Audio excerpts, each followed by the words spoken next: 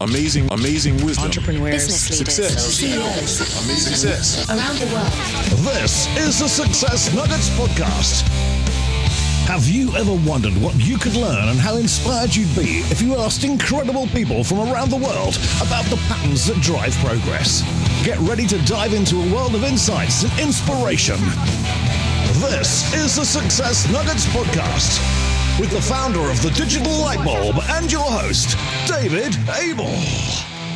My next guest is a recognized author, creative writer who is known for his platforms and contributions to Biz Catalyst 360, often focusing on themes of hope, unity, and humanity. My next guest is Dennis Pitocco. Are you there, Dennis? I'm here. Could you tell us more about how to craft a compelling story and the process that you use? Yeah, absolutely. Let me just say up front, David, I'm not a writer, but I have written. I've thought about this quite a bit because, as you mentioned, I preside over a number of things. One is Biz Catalyst 360, David, and we've got over 1,200 writers across 6 continents. We've published over 30,000 articles. So by osmosis, I've been able to deduce from that what works and what doesn't work. And quite frankly, when people come to our site, they're not new writers, but they want to write for us. The number one question seems to be, what resonates with your audience, which is kind of what you're talking about, storytelling, what works and what doesn't work. What's interesting about that is the answers changed over the years. And it's almost like drawing a line when the pandemic happened, the writing that came since that time. And what is that? That's authentic storytelling from the heart, period. That's where it begins. The same people, David, that you and I might know would have been writing about Leadership 101 or sales and marketing and business. It doesn't mean they stopped writing about that, but they personalized it, which means if I'm telling somebody, giving advice on Leadership 101, rather than talking about some company, I'm talking about, well, when I met with that company, when I went in there, what happened? How did it go? What didn't go well? So I'm bringing myself into the story now, still keeping it in business, but not necessarily. It's amazing, though, David, how many people moved over to pure personal storytelling as kind of an addition to their writing skills. They wanted to perfect telling more about them.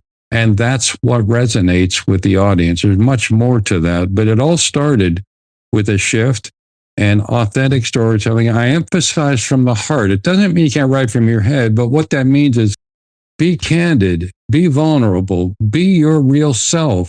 People will respond to that because guess what? When you start telling your story, they see slices of their life in there. And it says to them, I'm not alone. And if David's brave enough or courageous enough to open his kimono a bit, wow, maybe I should do that. So it's amazing how many people turn into writers because they read stories like that.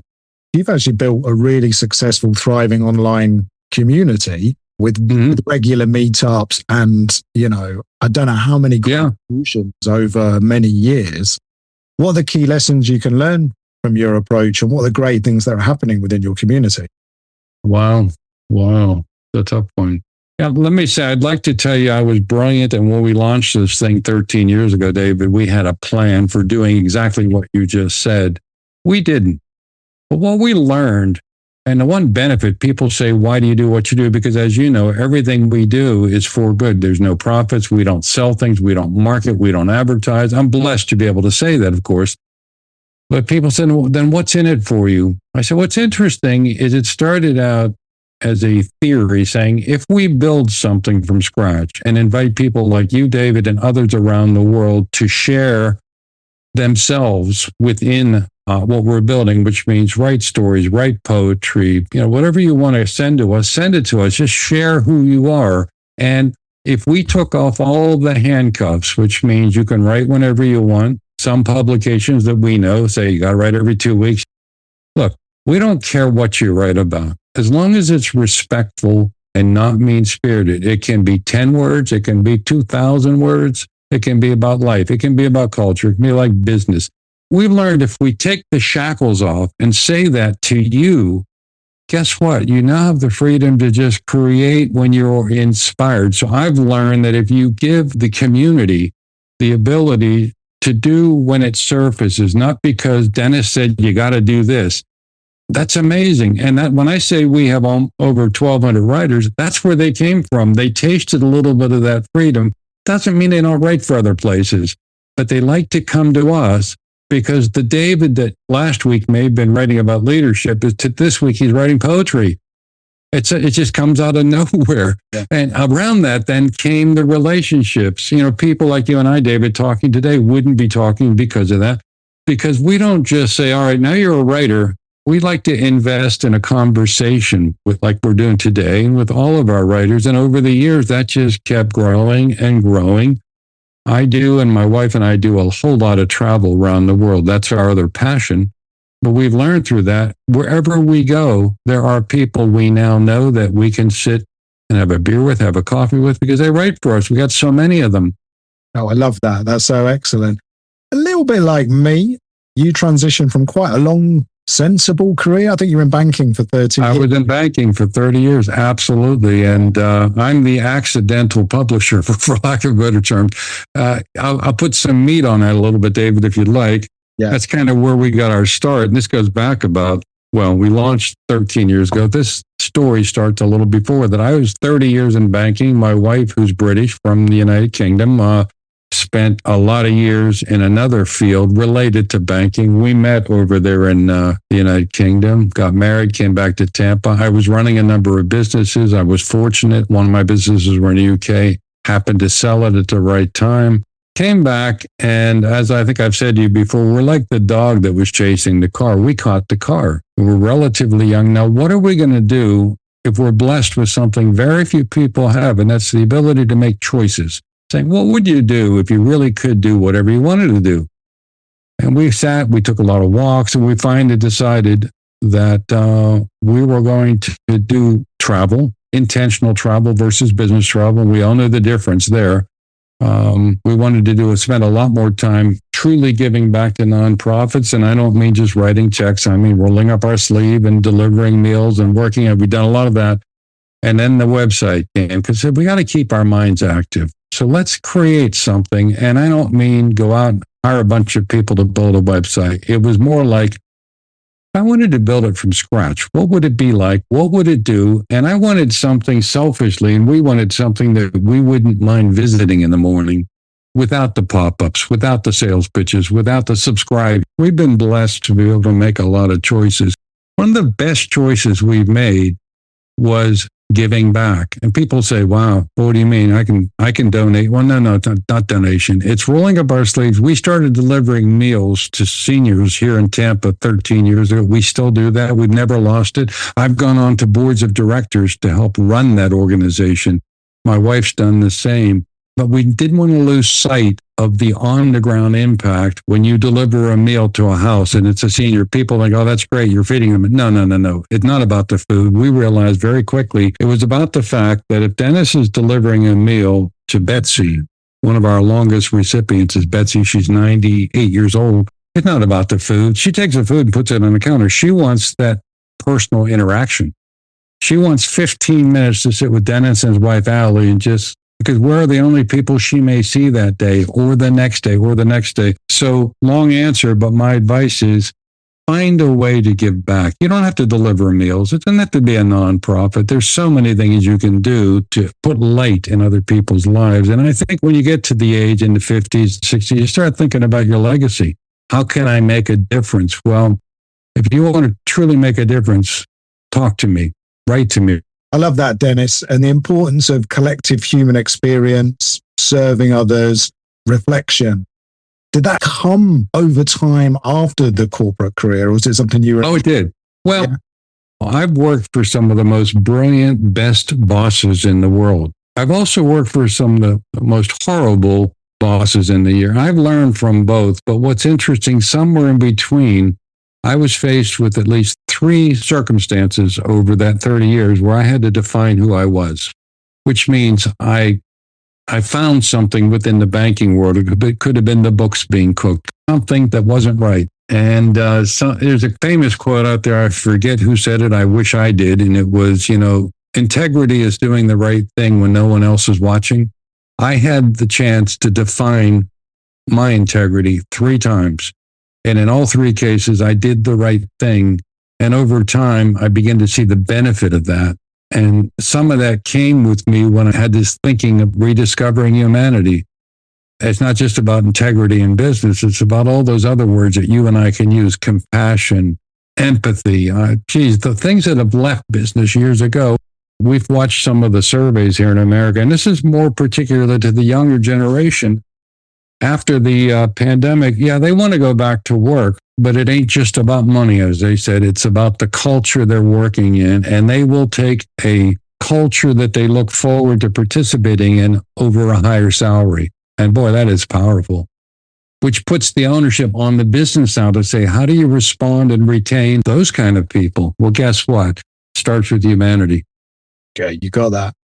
And I believe that when you get that bit right, the salary will take care of itself because it will become a high-performing business. Absolutely. Exactly. And the people retention. You start retaining more people. And then the people that are happy, guess who they're going to talk to? People that are looking for a job. For their friends, you come work here. Yeah, you may not be making a fortune on day one, but you won't mind coming in here every day. And you know what happens when people are happy with their job, their productivity goes up. It just goes on and on. But if there's any books out there that you recommend, Here's one I recommend. I'm going to be selfish here. Last year, from May until July, my wife and I were lucky enough to walk the entire Camino de Santiago. It's over there in France and Spain. It's a sacred walk. It's been around over 1,000 years. It's 510 miles starting in France and going all the way to Santiago, Spain. It's a pilgrimage. People have been doing it for spiritual reasons and God knows how many reasons. It's whatever you want to do. We've been talking about it for years. And so we did that. We walked 510 miles. As my wife will tell you, it was 1.3 million steps. We kept a journal. I came back and, with all the events we have and all this, and everybody wanted to know, well, how'd it go? So we did, you've been to our friendship bench. We did a friendship bench just about our experience. So I spoke, answered questions, and then I wrote an article. It was about 1,500 words. And I said to my wife, I just can't put into words what a life-changing experience was. People think, oh, it was grueling. It had nothing to do with the physical. That was the easy part. So I did what I said would do. We wrote a book, Rites of Passage, our Camino de Santiago pilgrimage, and it is 200 pages of just an absolutely life-changing experience. Wow. And it was average of about 15 miles a day, roughly. I mean, give or take. Some days are 20, some are 12. The physical challenge was there, don't get me wrong, because you are going up and you're going down, and there's the weather.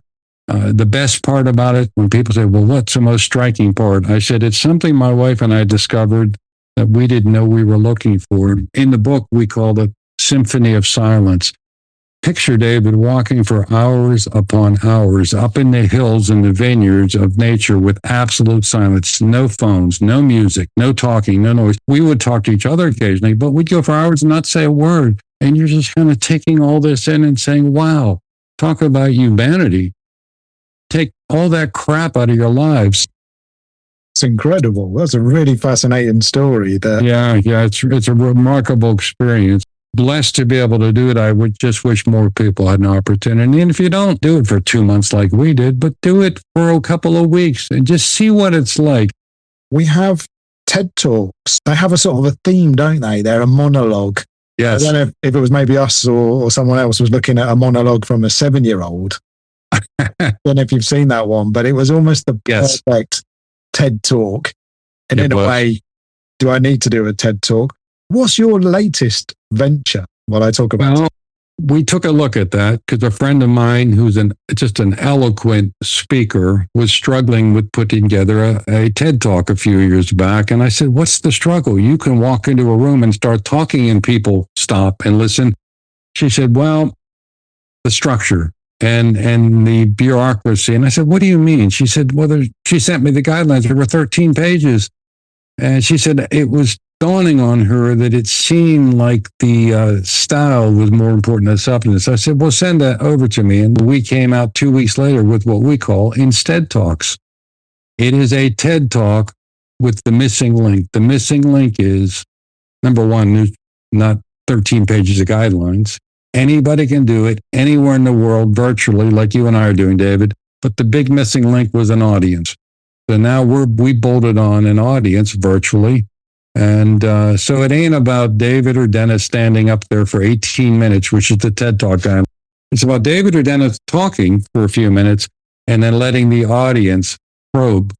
And David walks away happier because now he's kind of tested his thinking with a live audience.